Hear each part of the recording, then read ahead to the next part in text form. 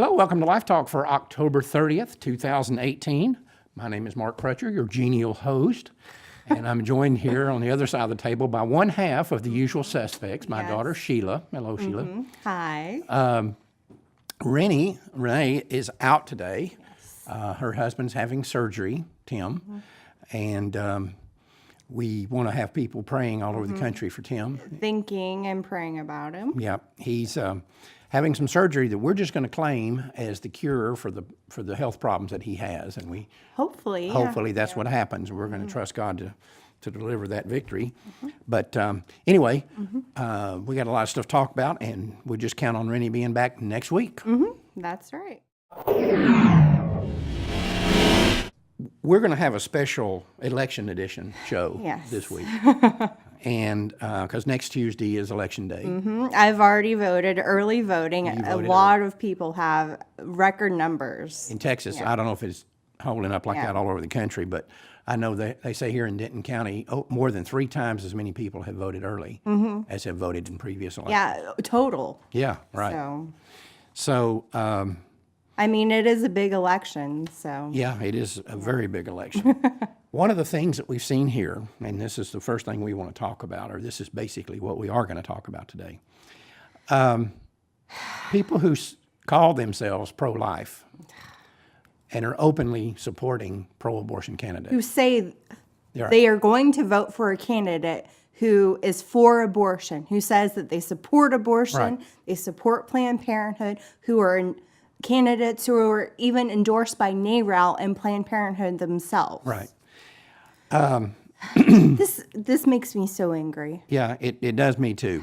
Well, the good thing about it is that it exposes these people for what they are. Yeah, and we know that, you know, we've been the kind of the victim, if you will, of this in the past. We've had somebody that worked here that we had to get rid of back in 2016 because they were going to vote for Hillary Clinton. yeah. And now that same person is going to vote for Beto O'Rourke over Ted Cruz. And We're not naming any names. no, we're not telling people who to vote for, but we're just saying in this particular case, this person has come out and said that they're doing that. Yeah. Beto O'Rourke is a raging pro-abort. Yeah, and Planned Parenthood and NARAL, you know, support him. Right. He openly states that he's for abortion. Right. Now, we have to understand, and we've talked about this many times on previous shows, we have to be inclusive. There are liberals out there who are legitimately pro-life, but we also have to be wise. And one of the things the thing that we need to be cognizant of, and when we start talking to our liberal friends who say they're pro-life, we need to put them in a corner and say, okay, when push comes to shove, where are your true loyalties? Is it for the unborn? Or would you write them off? And unfortunately, we've seen that sometimes these people from the left who claim to be pro-life, that when those things collide, when those values collide, They would rather stand up for their party than they would for the preborn that they say that they want to protect. they'll write off the unborn. They'll drop them in the grease. And I personally don't like the two-party system. I'm a person that votes on the issue. Right. And the number one issue being abortion for me. I mean, because if you have a politician who says that they're for abortion, what else are they going to be for? Right. You know? Well, let's look at, there's basically 4 things I've heard over the years, and you've heard them as well. 4 things that they will say, that they will use as an excuse for claiming to be pro-life while voting for pro-aborts. One of them is that abortion is just one of many issues, and that they look at all the issues when they're voting. They'll say most political offices have nothing to do with abortion. We should not have litmus tests for politicians. And they said we're not going to waste our vote voting for strictly on pro-life because there's no consensus in America for stopping abortion, for outlawing abortion. Yeah, and I mean, those are common arguments that everybody has heard. We've heard these a million times. Let's go over each one of them individually. First off, I'm pro-life, but abortion is just one of many issues. I look at all the issues when deciding who to vote for. Well, I want to say if a candidate cannot stand up for the most basic right to life from the moment of fertilization, what else can't they stand up for? Well, yeah, but let me draw a real-world example here. hypothetical. Let's say that one of these people who says this, that abortion is just one of many issues, was kidnapped. And they were taken to a warehouse somewhere, and they were stripped naked and tied up, and it was clear there was no way for them to escape. And their kidnappers make it clear that tomorrow morning at 8 o'clock, they're going to start ripping this person's arms and legs off. They're going to crush their skull and crush their chest, and they're going to die a slow and painful, horribly painful death. AKA the way that the preborn are being treated in today's America in the womb. Right. Exactly what happens to to a baby that's being aborted is going to be done to these people. Now, would their attitude be that the people trying to save them shouldn't be focused on it too much because it's just one of many issues those people need to be dealing with? No. They wouldn't be saying that. No. And they wouldn't say, oh, my fate is just one of many issues. It's not that important. Let's look at other issues that are out there too. But the fact is that what I described a moment ago is the exact situation that 3,000 babies are in right now. That's what's going to happen to them today, and another 3,000 tomorrow, and another 3,000 the next day. When did life become so? When did the meaning of life mean so little to people? January 22nd, 1973. Yeah, but before that, it happened before that. If I just don't understand why people consider the preborn to be not victims, but rather enemies. They are not. Yeah, right. They are not enemies. They are defenseless little babies who can't defend themselves. But the bottom line to all this is, if you are truly pro-life,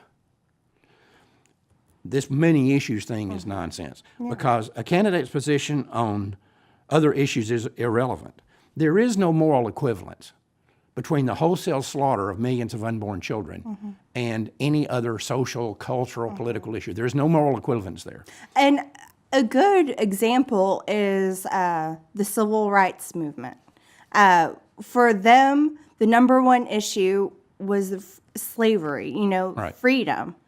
When did you have other people saying, oh, that's just one of many issues. Let's look at something more important. Let's vote for pro-slavery candidates. That didn't happen. So why is it happening now with abortion? Unfortunately, it did happen, and it led to a war. Well, yeah, but the majority. But the fact is that if you're truly pro-life, your attitude has to be that if a candidate's position is wrong on abortion, he can't be right enough on any other issue to neutralize He it. doesn't have the morality No. to be right on any other issue. Second issue, I am pro-life, but most political offices have nothing to do with abortion. Well, first off, even if a political office is totally unrelated to abortion, the abortion views of someone who might seek that office are really important. And every single person in the battle for life is important. Every person that stands up, a baby could be saved. So it doesn't matter if it's a local office, city council. It shows the politician's character and whether or not they're willing to stand up for what's right. That's right. And every issue that they deal with is going to have a moral component to it. Let's say that you're talking about a financial issue. You're spending money that the country does not have and cannot pay back. That's a moral issue. That's not just an economic issue. If you're thinking about sending troops into war, that's not just a military issue. That's a moral issue too. And the fact is that someone who is pro-abortion does not have the moral fiber to be making those decisions. And why should we trust that they would? You can't. Right. And let me give you an example here. Let's say that some guy's seeking office, and he's right on all the issues. He's good on the issues. He's qualified for the office. But in an investigation, it's revealed that he is secretly a member of the Ku Klux Klan. Would people vote for him then? Would they say, well, he's good on all these economic issues and he's good on these other issues? Yeah. No. What we would say is he is morally unqualified to serve in any capacity. Right. Well, that same dynamic applies here. If someone supports legalized abortion, that's a barometer, like you were mentioning a moment ago, of their moral character. Caliber. Yeah.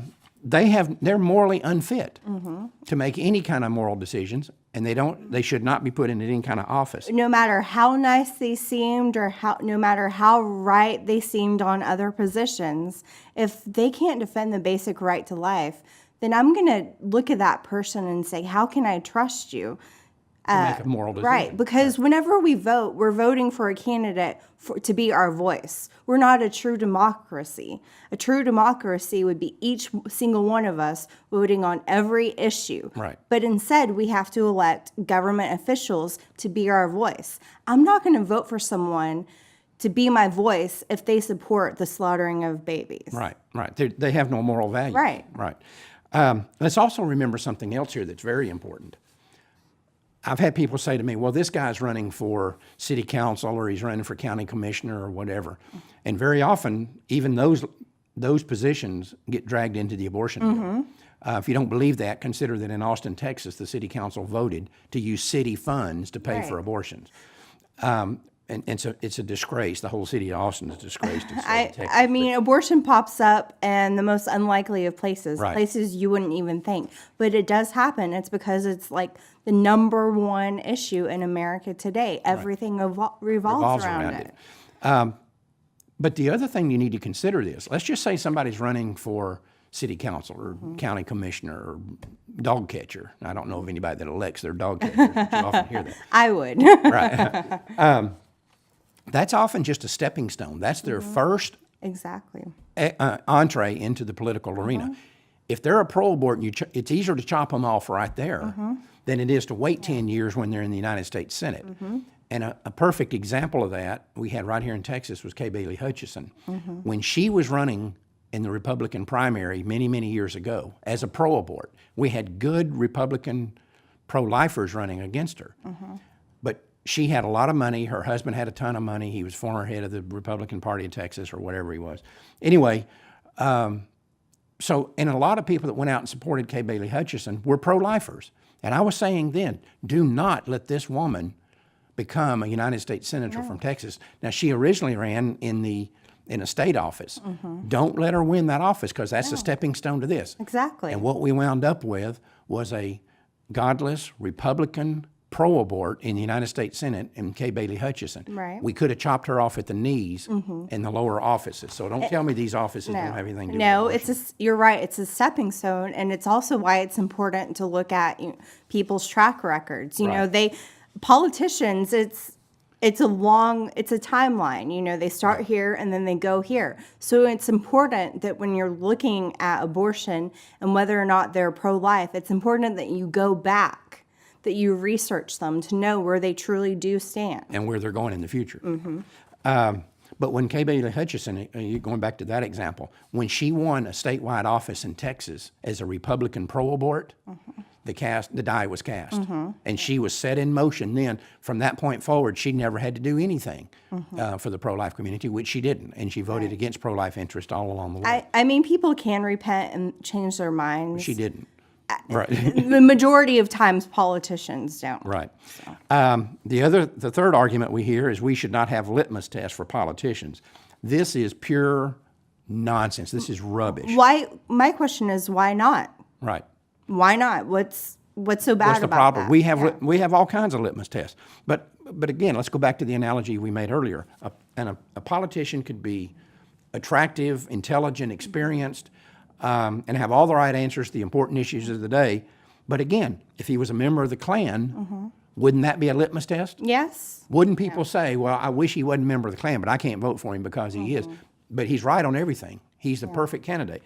So, Or like if Hitler, Hitler deceived millions of people, they should have, if he had a litmus test, then they would have not voted for him. yeah, and we wouldn't have had. So that would be a litmus test. What if a guy was running for office or a woman was running? In this case, it would be more likely to be a man. And he had written an article that said women should not be allowed to vote. But he was right on everything else. Would that be a litmus test? Yeah. It absolutely would be. And What if he said, wait a minute. What if he said that the guys who flew airplanes into the buildings in New York, the 9/11 terrorists, what if he came out and said, you know what, I've looked at that, and I think those guys had some legitimate reasons for doing that. Would that be a litmus test? Yeah. He's gone. Yeah. He's history. So there's nothing wrong with litmus tests. We need to know where these politicians stand. Right. Well, I would argue, you say there's nothing wrong with it. I would argue that if anybody who says they don't have litmus tests is either is either lying or they have no core values. Nothing means anything to them. Yeah. So yes, we have all kinds of litmus tests, and we should have litmus tests. Before you cast your vote, you should seriously look at who you're voting for. In this case, if that person's pro-abortion, you don't vote for them. Yep. The final thing you often hear is there's no consensus in America for outlawing abortion, so I'm not going to waste my vote on somebody I don't like on these other issues just because they're pro-life. Well, first off, consensus is irrelevant. Let's remember a couple of things here.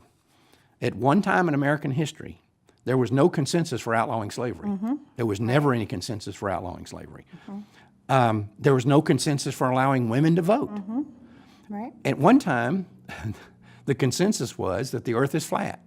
Well, so that argument is coming back. But the people who make it are nutty. But Not always. I mean, they have some, but no.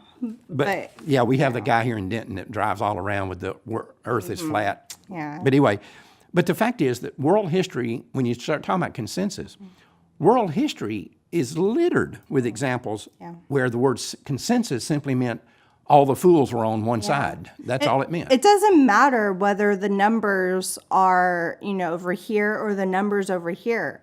It's about what's right. It's not about the quantity. It's about the quality. That's right. And it's not necessarily, and it's about making the preborn being seen as human beings, which they are, being seen as human beings from the moment of fertilization, which science backs up. That's what it's about. Right. And when you vote for a pro-abort, you're saying that's not true. Yeah. Because you surely couldn't be voting for somebody that would butcher children by the million. Exactly. But on this consensus thing, and we're going to take a time out here for RoeBots here in just a second, we got to remember something about this consensus issue. First off, like you said a moment ago, it doesn't matter. If 10 people are wrong about something and one's right, do what's right. Exactly. And again, in history, we know consensus very often means most of the fools are on one side. And as a millennial, I see that often. It is kind of frustrating being the only one standing over here while this group over here is eating Tide Pods and, voting for the wrong people. Right. So, as a millennial, it is frustrating. But, you have to stand your ground. But what we have to understand is that as the pro-life movement, it is our job not to follow consensus, but to create consensus. Right. That is our responsibility. To stand our ground for what is right. And you don't do that by voting for pro-aborts. And you don't do that by, saying, oh, well, all these other people are, going to vote for a pro-abort, so it must be right. I'm going to follow this number over here. That's irrelevant. Yeah. All right, let's take a moment out for consensus, and we'll come back and finish up on this issue. RoeBots. RoeBots, not consensus. Take a moment out for RoeBots. In 1973, the U.S. Supreme Court legalized abortion nationwide. The decision is called Roe versus Wade, and those who defend it are known as RoeBots. This is how they think. I am personally opposed to abortion, but as a politician, it is not my place to impose my personal beliefs on others. Besides, the government has no right to be involved in the practice of medicine. Well, first off, the government is already involved in the practice of medicine. In fact, except for the abortion industry, the medical community is one of the most highly regulated environments in America. I will also point out that telling people they can't intentionally kill their fellow human beings is not practicing medicine, even if the people you tell it to are doctors. As for the claim that they would not impose their beliefs on others, why are they running for political office? Imposing their beliefs on others is the only thing politicians are elected to do, and that is what every vote they cast does. And if political office holders are not going to be guided by their own personal views, then why would they bother to tell us what those personal views are, and whose views are they going to be guided by, if not their own? Let's also not forget that millions of unborn babies have been butchered in American abortion clinics only because pro-choice politicians have imposed their personal beliefs on them. Of course, I guess those babies are expendable since they are out of sight, can't vote, and don't give money to political campaigns. The reality is, when someone says that they personally oppose abortion or that they think abortion is wrong, what they are saying is that abortion takes the life of a living human being. After all, there is no other justification for being opposed to abortion. So when you cut through all the political posturing, what these guys are actually saying is that abortion is murder, but they would not do anything to stop it. So my question is, have America's moral values sunk so low that cowardly and self-serving gibberish like that can actually be passed off as political leadership? And what are the long-term consequences for a nation that puts people in positions of leadership who say they wouldn't do anything to stop what they agree is the wholesale slaughter of defenseless and innocent children? We're back. You know, a few years ago, Bill Parcells was the coach of the Dallas Cowboys. I did not know that, but okay. You don't remember that? No, I'm not a Cowboys fan. I don't like football. Okay, well, anyway, he was. He was the coach of the Cowboys. And one time, the Cowboys were not doing very well and had a losing record. And somebody asked him, don't you think the Cowboys are really better than that, and that they're better than what their record shows, and that they're the best, 2-5 team in football or some nonsense like that, whatever the record was? And he says, no. He says, you are what your record says you are. Mm-hmm. That's absolutely true. You can sugarcoat it all you want to, right, but he's right. You are what your record says you are. Mm-hmm. Well, let me tell you something. The subject that we've been talking about here today, and we're going to wrap this up real quickly here. The bottom line to all this is very simple. Mm-hmm. You can call yourself pro-life, you can call yourself this, you can call yourself that. Right.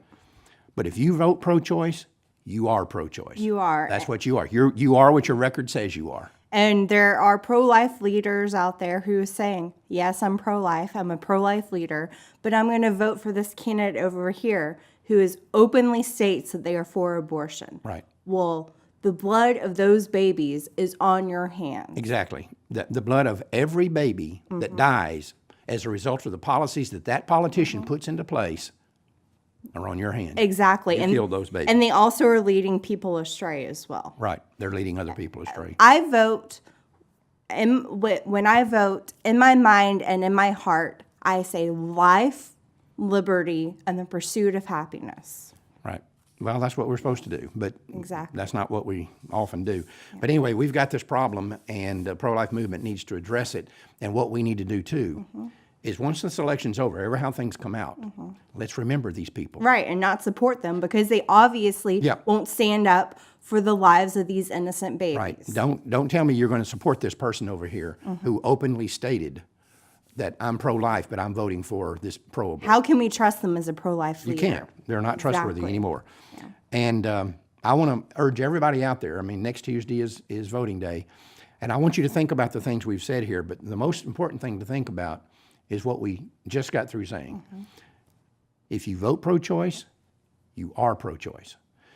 And that makes every baby that dies as a result of the politicians you put in office, that the blood of that child is on your hands. Mm-hmm. And before you vote, just make sure you can live with that. Whatever you do, just make sure you can live with that. You're okay with the blood of those babies being on your hands. You got anything else, Sheila? We got to go. No, share your comments, concerns on our Facebook pages, the Life Talk, Life Dynamics, your personal Facebook page, or send comments, questions to Renee. To Renee. Renee is the gatekeeper here, mm-hmm. And she'll be back next week. And in the meantime, remember, Life Dynamics is not here to put up a good fight. We're here to win, because winning is how the killing stops. We'll see you next Tuesday.